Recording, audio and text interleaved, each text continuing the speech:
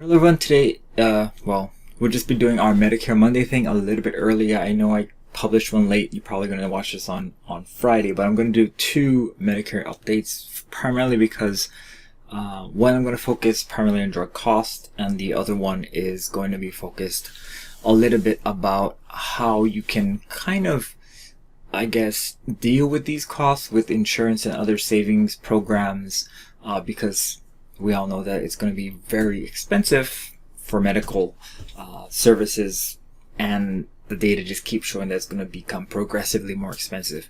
This small little piece of information here said that while health costs decrease in 2020, they're projected to increase in 2021, and of course we're in 2022 now, so most likely that trend is going to continue as we've kind of are going back to our status quo of having increased costs in medicine. I also came across this really interesting kind of discussion about Part D drug plans. The discussion was about 45 minutes long between a couple law attorneys and kind of like the journalism side. And I took a lot of notes, so I kind of wanted to talk a little bit about what their points were.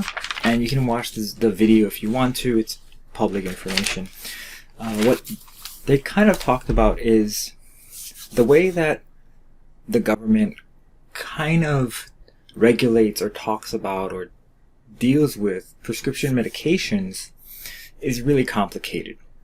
There's something called the MMI, which is how Medicare and Medicaid pay physicians to try and make them do certain things. Kind of like how we all pay taxes and we're incentivized, to have children because that's tax incentive to have kids. Also, we get incentive for, working. There's an earned income credit for those people who make below a certain amount, but you're still encouraged to go to work, even if it's not like, your dream job. You're also encouraged to go to school. They have loans for that. That's another issue, but, they allow you access to these type of things. So at that same token, that's the way that the government pays physicians who are contracted with Medicare and Medicaid, which are the federal and state health insurance programs. So one of the ways that the federal government, tries to help or push healthcare spending down is by implementing different payment structures. Now, the Trump administration had tried to implement through an executive order rebate, kind of getting rid of the pharmacy company and rebates, and that's primarily because that's one way that the pharmacy companies and insurance companies can kind of, I guess, hide how much medications actually cost. Number two, he tried to use a standardized international drug price model instead of using, a whatever the insurance company says it costs model, in order to regulate the Part B drug medication costs for Medicare. And that also didn't go so well. It's administrative kind of problems, but for example would be, I guess you could call it Aduhelm, which is the Alzheimer's medication that was said to raise the premium for Part B. That drug could possibly be negotiated at a much lower rate because of international drug pricing, not just what the US would pay for it. And as many of you have seen, the drug price actually dropped by half once they negotiated the actual cost of the medication for Medicare. A second kind of rule, I guess, they are trying to use to push the cost down is, unfortunately, for people who are on Medicaid, and they're saying that if there's no clinical evidence or study evidence of a drug actually working, then they're also not going to cover it on the Medicaid program. And this is due to something called the Section 1115 waiver that the state of Oregon is trying to pass, so that Medicaid doesn't have to cover that same Aduhelm medication because there's actually no evidence that it's clinically beneficial to anyone who's taking it. So that's kind of what they're trying to do, and get rid of all these medications that, in vitro or in blood or in these non-clinical outcome-based studies that are shown to work but may not actually work in real life. They're trying to remove coverage for those types of medications. Another thing that they're trying to do is to remove the ability for a monopoly to hold on to a particular production line of a medication. And this medication I'm talking about is Humira. Humira has been in production for 21 years, has long surpassed their exclusivity contract from the FDA, but yet has no competition, and that's why Humira cost so much. I mean, I don't know exactly the retail cost of the medication, but it's not cheap. It's bound to be over $1,000 in injections. It's really expensive for people who are on Medicare, and it's really expensive also for the insurance companies who are paying for these things. Now, more on the insurance company and how they're paying for things a little bit later. But one of the key, I guess, components of trying to make things better as far as what policy makers can do is something that they did for the COVID-19 vaccination. That's the Operation Warp Speed, where both the government and the private sector, the pharmacy companies in this case, were able to join forces and push kind of their policy and the medication through, so that there was no approvals and all this political or regulatory red tape to go through in order to get something done. Now, granted, this was an emergency pandemic, right? But we can say that a lot of the medications that we have nowadays, like Humira, like insulin, if the government teamed up with, let's say, these smaller companies, maybe then these smaller companies could bring to market something and already have, number one, buyers of this said product, and number two, they would have the regulatory support from the government to be able to manufacture these things both quickly, ethically, and of course with all the patents that are required, because that's one of the other things that kind of hinder new companies from coming in and providing generic kind of bioidentical medication, because there's a patent protecting it. Now, another thing that an example of that would be the Moderna vaccination. Before COVID-19 vaccination, Moderna didn't have any products at all. So this is another key example of a way that the government can kind of help a smaller company who receives some funding from the government create a vaccine and then become a profitable company, right? Pfizer did not take any money on the front end, but they definitely took money on the back end when it was time to, when they brought their vaccine to market. Another thing, now I'm going to go into kind of a little bit more Part D drug company, pharmaceutical company I'm talking about, drug insurance plan, and Medicare beneficiary kind of three-player game. In the US, how Medicare Part D works is, as you sign up for a plan based on your medication that you're taking right now. The Part D plan tells you all their medications and what tier of medication it is. Tier 1 through, now there's up to Tier 6. And you make your decision based on that. Unfortunately, though, on the back end, the Part D insurance company negotiates with the pharmaceutical company to establish something called a list price. And when they establish a list price, that is the retail cost that you pay for the medication. Now, the drug companies provide the insurance company, the Part D drug plan, with something called a rebate. And the rebate is provided or rewarded to the insurance company based on a performance metric. And the performance in this case is how much of the medication they provide to their membership. So, let's take a quick example. If drug company, let's call them XYZ Pharmacy, pharmaceutical company, not the pharmacy, not pharmacy is different, XYZ Pharmaceutical Company. They have a medication that they say is $100 list price. The drug company then talks to the insurance company, says our list price for this drug is $100. But if you prescribe 1 million of these medications, we'll give you a rebate of, let's say, 50%. So the insurance company says, okay, well, if I hit that 1 million, I'll get a rebate of $50 times a million, so $50 million, right? But the customer on the front end has to decide what they're going to pick as far as enrollment. And on the back end, there's no reward for having everyone in your membership pick up this many medications. So what a good, I guess, solution to that would be to ban these rebates and instead make the discounts available for all three players, because right now the only people who are kind of benefiting from this game of drug plan and drug prescription medication are really the pharmaceutical company, the drug company, and the insurance company, because the drug company can inflate their list price to 2, 3, 4 times how much the actual drug costs them to make. Because, like I said, there's no pricing model other than the insurance company and the drug company negotiating some kind of a list price. And that's the list price that's available on Medicare publishes this information monthly, so you can go look up what the list price is.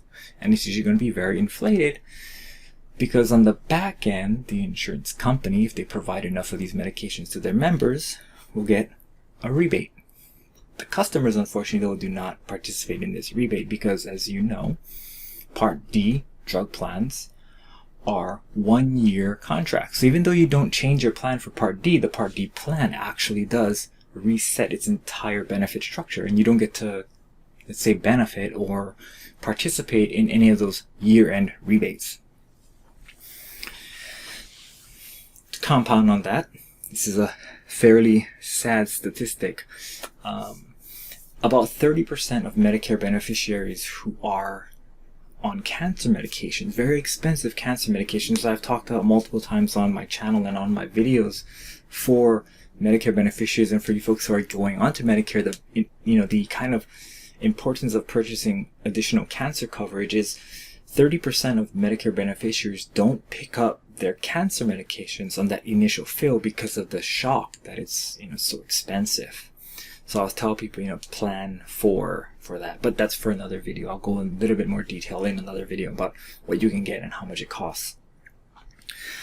Another kind of big issue, and I'll go talk about some statistics in this issue, is that America pays, or the US pays, for way more of research and development and medications in the other parts of the world. And I do have a statistic here. Here we go. So for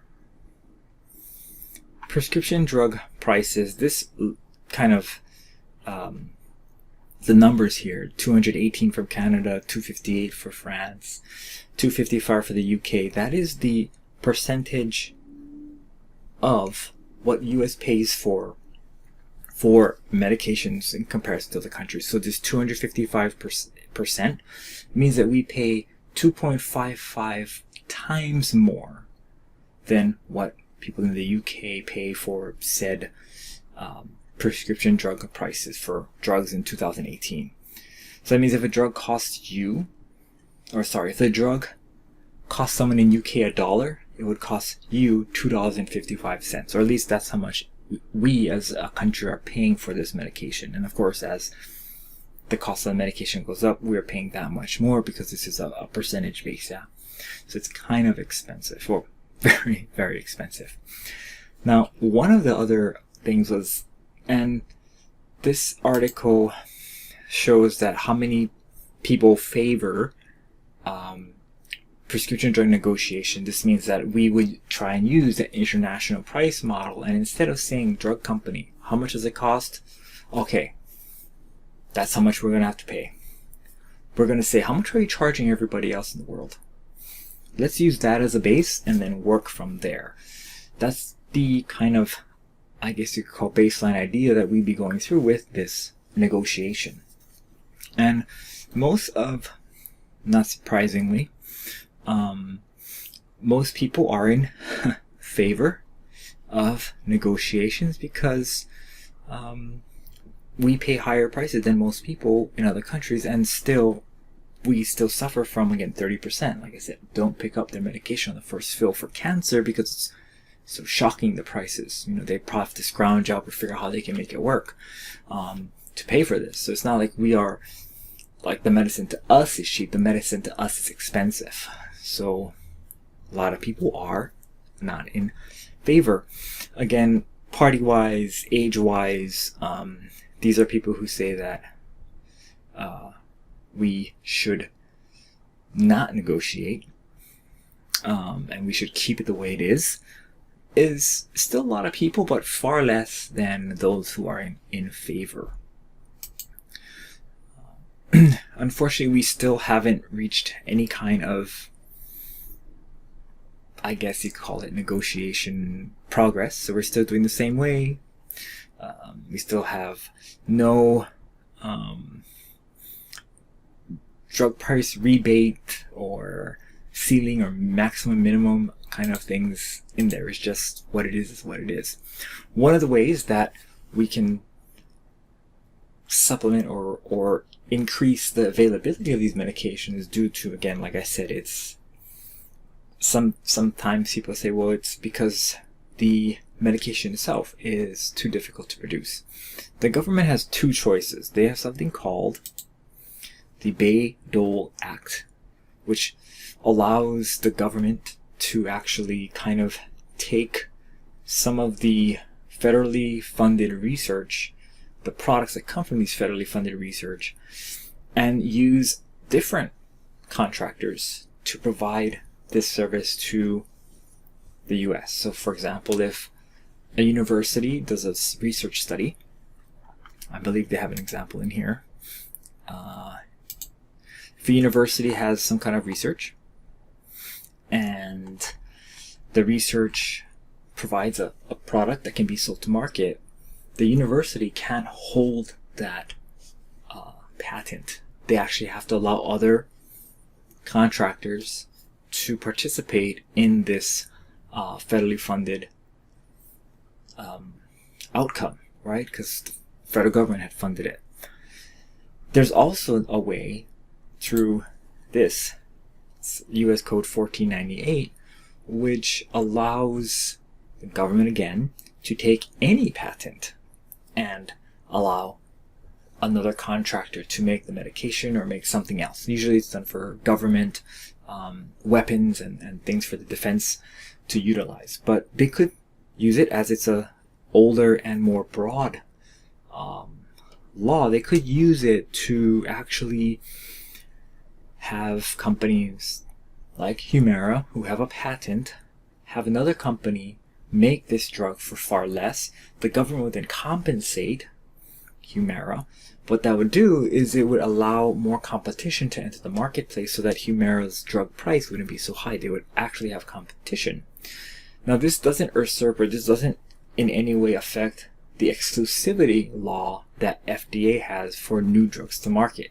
The FDA has a 5, 7, and 12-year exclusivity law based on their kind of the FDA's dealing with the pharmaceutical company when the pharmaceutical company brings a new drug to the market. So it's kind of beyond that phase. It would be like drugs that have been on the market for 5, 7, or 12 years, depending on the exclusivity deal that the drug company has with the FDA.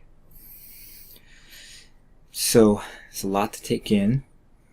This is a super kind of nerded out kind of video, but I felt that besides from providing the 45-minute video and having, all their use of, these terms, I would provide all of this stuff to you folks so that you have kind of reference, but also the law and data to back it up, just so you can see what's happening. If that stuff interests you, might not interest everybody, but if you had a moment, maybe an afternoon, you can go and look and see why your Part D drug plan that Matt helps you with every year doesn't always function as it should, and it's unfortunate, but these are the kind of rules that we are working in.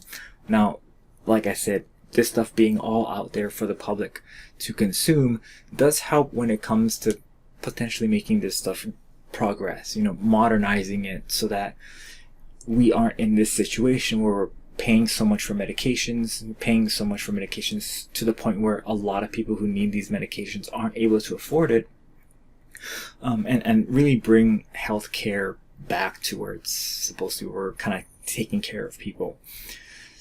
And this doesn't, of course,